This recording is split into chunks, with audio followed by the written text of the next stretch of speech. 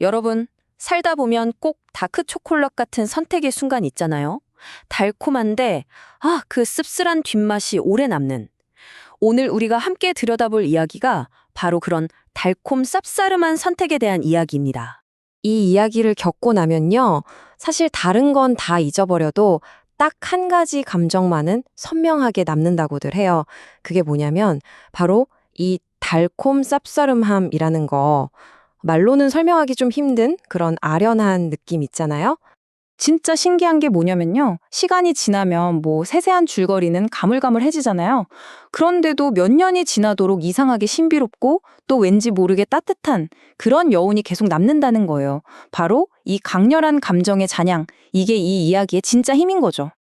자, 그럼 이 달콤 쌉싸름함은 대체 어디서부터 오는 걸까요?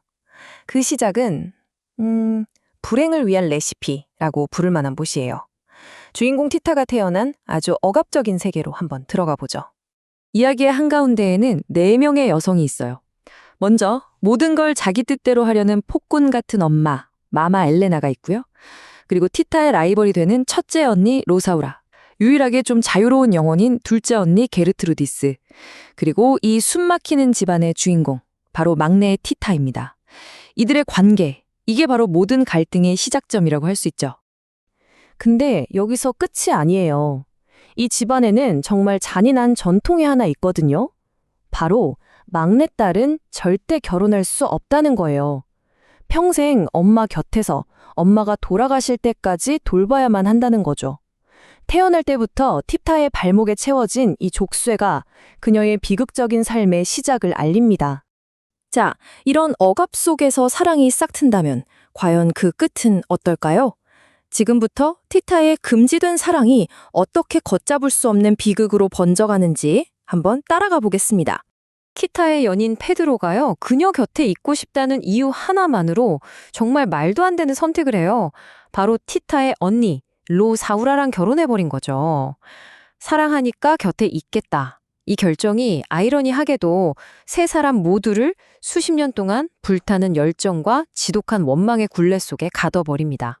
여기서부터 티타의 삶은 정말 걷잡을 수 없이 무너져 내려요.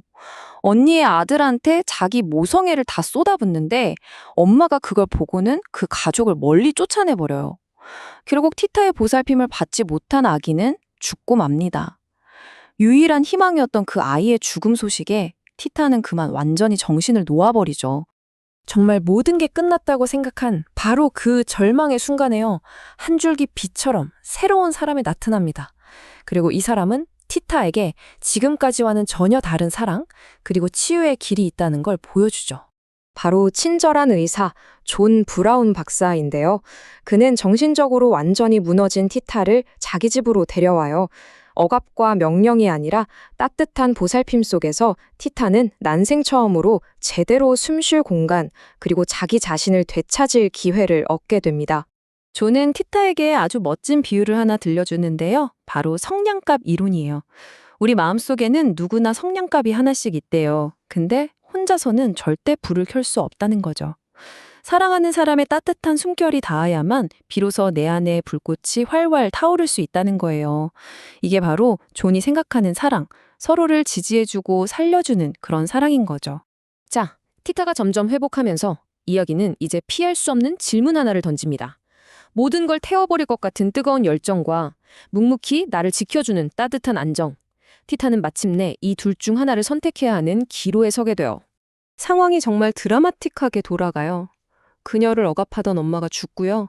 그러자마자 불꽃 같던 첫사랑 페드로가 다시 나타납니다. 그런데 바로 그때 자신을 치유해준 존이 평온한 미래를 약속하면서 청혼을 해요. 과거의 열정과 미래의 안정. 티타는 완벽한 갈림길에 서게 된 거죠. 이건 단순히 남자 둘 중 하나를 고르는 문제가 아니에요, 여러분. 페드로의 사랑은 모든 걸 집어삼킬 듯 격정적이지만 그건 곧 고풍스러웠던 과거를 의미하거든요. 반면에 존의 사랑은 따뜻하고 안정적이죠. 평화로운 미래를 보여주는 거예요. 그러니까 이건 사실 혼란스러운 환상을 택할 것인가 아니면 자유로운 현실을 택할 것인가 하는 문제와도 같아요.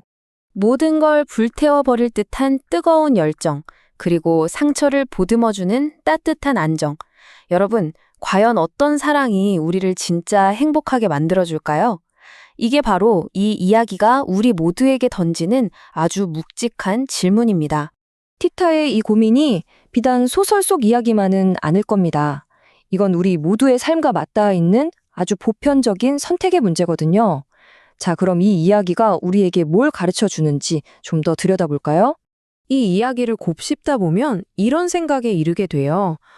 젊었을 땐 우린 너무 감정적이라서 그 거대한 감정의 파도가 현실을 제대로 보지 못하게 가려버릴 때가 있다. 때로는 그토록 뜨겁던 열정이 사실은 진실을 보지 못하게 만드는 환상일 수도 있다는 좀 뼈아픈 통찰을 얻게 되는 거죠. 결국 티타의 딜레마가 우리에게 알려주는 건 이런 것들이에요. 첫째, 이루어지지 못한 사랑은 현실보다 더 강력한 환상을 만들어낼 수 있다는 거. 그리고 인생은 예측 불허고 사람도 변한다는 사실이죠. 우리 모두 마음과 머리 사이에서 끝없이 갈등하잖아요. 하지만 진짜 지혜는 아마 당장의 이 뜨거운 열정, 그 한 발자국 너머를 내다보는 데서 시작되는 게 아닐까 싶습니다. 그래서 마지막으로 여러분께 이 질문을 던지고 싶어요. 열정인가요? 아니면 안정인가요? 여러분의 삶을 진짜 가득 채워주는 건 과연 무엇이라고 생각하세요? 아마 정답은 없겠죠. 그 답은 우리 각자의 삶 속에서 스스로 찾아야 할 몫일 테니까요.